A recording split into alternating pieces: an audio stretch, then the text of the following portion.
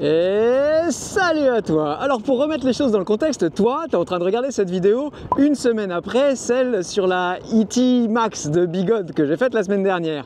Moi, je suis juste une heure après. Et oui, je suis encore en train de découvrir le garage de Mehdi. Et je suis encore en train de, du coup, le remercier. Et aujourd'hui, on va parler de la Commander GT. Oui, encore une roue très difficile à trouver. Du coup, si tu veux en savoir plus sur le sujet, reste avec moi et c'est parti!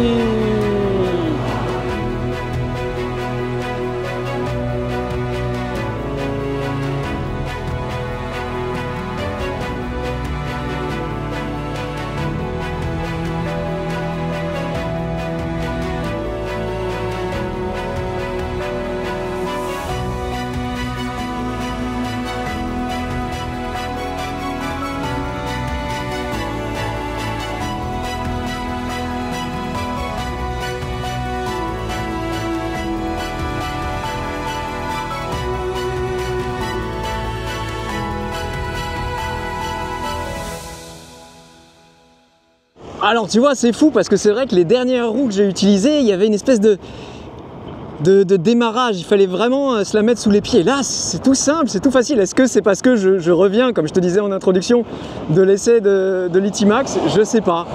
Mais là, tout paraît simple. Accélérer, freiner, tourner. Tout paraît naturel, on est un peu dans le prolongement. Alors attention, faut pas prendre tout ce que je dis pour complètement acquis. J'ai pas cette roue-là suffisamment longtemps pour faire une review approfondie.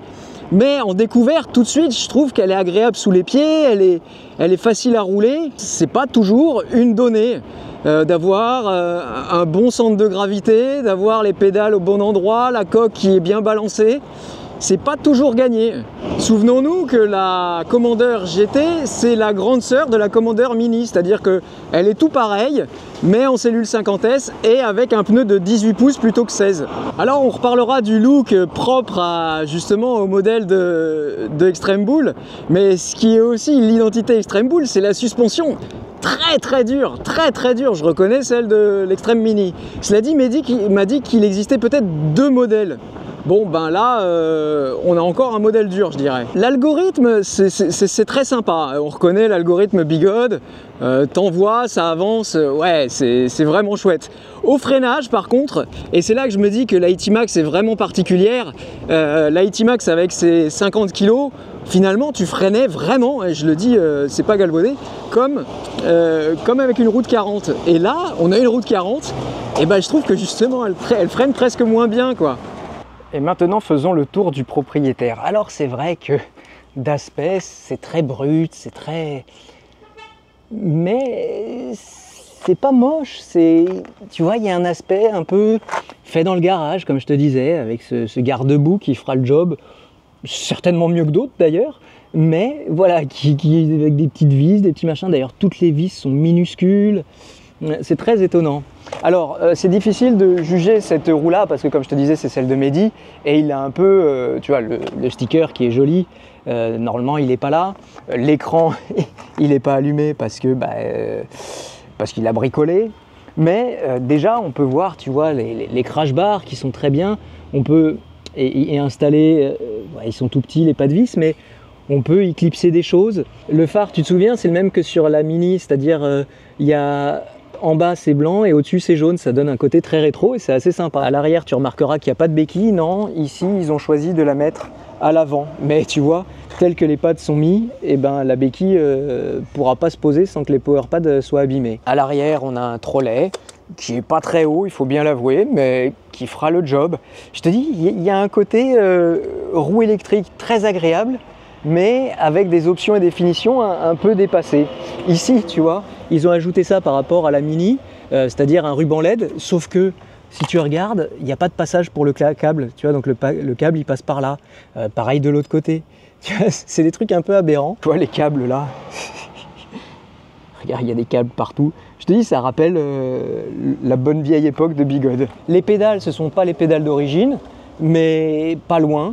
C'est-à-dire qu'elles sont très bien. Le pneu, vraiment, c'est tellement agréable d'avoir un pneu comme ça sur une roue électrique que tant mieux. Il aura fallu 2 ans pas de marche en arrière, mais 2 ans de navigation à travers les pneus cross pour revenir aux pneus street. Et ça, moi, vraiment, ça me plaît. Au point de vue des crash bars, tu vois, ici, c'est bien étudié. On voit bien qu'elle a pris un choc là et elle s'est pliée, ce qui a permis de protéger les packs batterie. Moi, j'appelle ça, par contre, attention, faut pas l'envoyer dans la tête de quelqu'un, j'appelle ça les patins à glace, quoi. On dirait vraiment un patin, il manque plus qu'à l'affûter pour pouvoir aller faire un film d'horreur.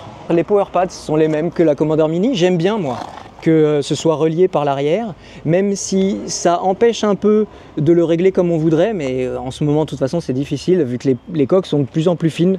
C'est un peu dommage pour les gens qui aiment écarter les power pads, mais ça permet d'être complètement symétrique, tu vois, et ça, c'est vraiment agréable et je pense qu'il faudrait quelque part s'en inspirer. Ici, on a le double port de charge qui ne va pas jusqu'à 20 ampères, mais comme c'est du 50S, on peut bien monter jusqu'à 15 et c'est déjà plutôt satisfaisant. Quand on aura des chargeurs livrés à 15 ampères, on pourra commencer à se plaindre et vouloir plus. Pour le moment, on n'en est pas là. Enfin voilà, une petite machine tout en simplicité. C'est sûr qu'elle en jette pas, tu vois, il n'y a pas tout un marketing qui est fait autour. Ils font sûrement des économies là-dessus, c'est une petite boîte, mais en tout cas, quand on veut rouler, vraiment, on peut aller d'un point A à un point B, enfin, on peut prendre son pied, je suis désolé, autant que sur des roues dont le marketing est la moitié du budget de la boîte, quoi. Tu sais, souvent, on a la critique facile, j'ai même presque envie de dire la critique trop facile, parce qu'on oublie à quel point c'est difficile de faire une roue électrique, de faire un bon produit d'ailleurs, quel qu'il soit. Et là, tu vois, je me dis, en comparant dans ma tête toutes les roues avec lesquelles j'ai roulé cette année, eh ben oui, on voit bien que c'est pas une évidence de faire une bonne roue, c'est pas tous les jours facile. Et il y a plein de critères sur lesquels on peut juger. Et là, c'est vrai que Extreme Bull, ils arrivent à nous sortir une super petite roue. Et puisqu'on est là entre nous et que c'est l'été, je vais me permettre une petite digression. Je t'ai déjà dit, peut-être je l'ai coupé, de ne pas prendre tout ce que je dis pour acquis. Oui, ne prends rien pour acquis de ce que je te dis. Moi, c'est des sensations que je te donne à l'instant T. Moi, mon but, c'est juste de partager avec toi. Après, il faut, en plus, on est bien au courant que chaque roue est particulière selon les pieds en dessous desquels elle est. Et une roue qui moi me plaît te plaira peut-être pas à toi. On cherche pas la vérité là, tu vois, on est dans on pourra jamais se targuer d'avoir trouvé la vérité sur une roue. Est-ce qu'elle est bonne, est-ce qu'elle est mauvaise? Non, on peut juste rouler avec et avoir des sensations et les partager. Je lis par-ci par-là des gens qui croient détenir une certaine forme de vérité. Eh ben écoute, tant mieux pour eux, mais la vérité, c'est quelque chose avec lequel on ne peut pas jouer. La vérité, c'est la vérité de chacun. Et c'est vrai que, comme on est dans un tout petit marché, eh ben, on se rattache à ce qu'on peut pour essayer de se faire une idée. Alors, il faut justement multiplier les avis, multiplier les ressentis, et puis après, essayer de se faire une idée en fonction de ce qu'on est.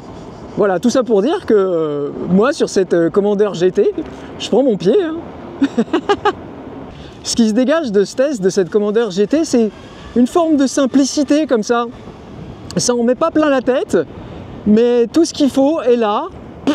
Alors, il faudrait voir sur la durée, mais là, pour aller rouler, si on parle du bonheur de rouler, tu as l'impression que la roue est au rendez-vous. Il n'y a pas des questions qui se posent, il n'y a pas des sensations étonnantes qu'il faut essayer de comprendre. Non, on est là, on roule, on accélère, on freine. Si au freinage, ça pourrait être plus mordant, mais sinon, c'est très bien, pour pas dire c'est parfait.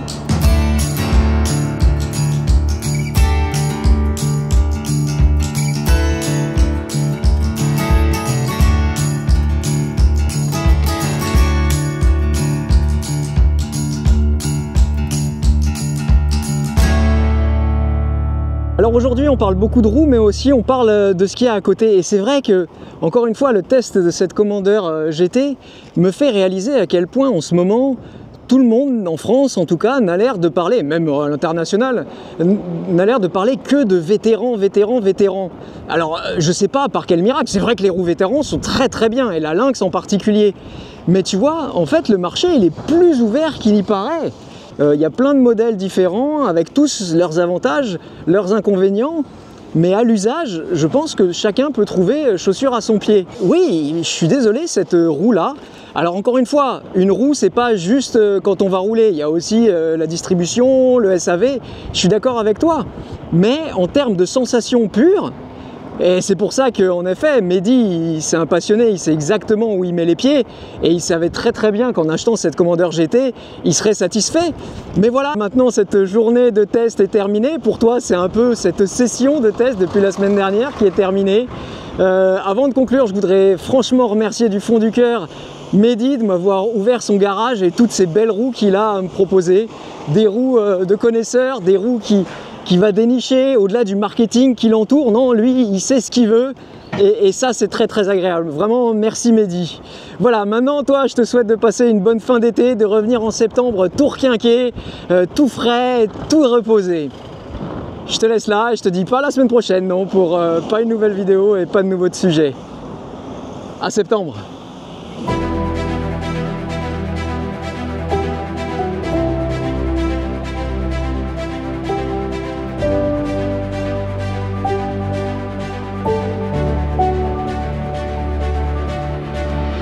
Et en guise de dessert, Monsieur Mehdi m'a prêté sa RS 134. Oui, des roues comme ça, là, il y en a 5 dans le monde. Une RS 134 volts. Et alors, je vais peut-être passer pour un vieux boomer tout pourri, mais les roues, c'était bien avant, quoi. Avec un centre de gravité très bas et tout, là, tu te sens bien, t'es pas déséquilibré, oh, c'est maniable à souhait. Ah, évidemment que la suspension, c'est le futur, évidemment, tout ça. Mais quand même, tu m'empêcheras pas de penser que la 18XL, que la RS, c'était des roues comme on n'en a plus refait, quoi. Là, tu vois, t'accélères, tu vois, oh, ça me rappelle la RS HS que j'avais et que j'adorais. Et pourtant, moi, je roule pas très vite, hein. Mais avoir une roue de 25 kg sous les pieds avec un moteur comme ça, c'était l'ADN Bigode. Ça, bon, c'est toujours l'ADN Bigode, mais là, youpi.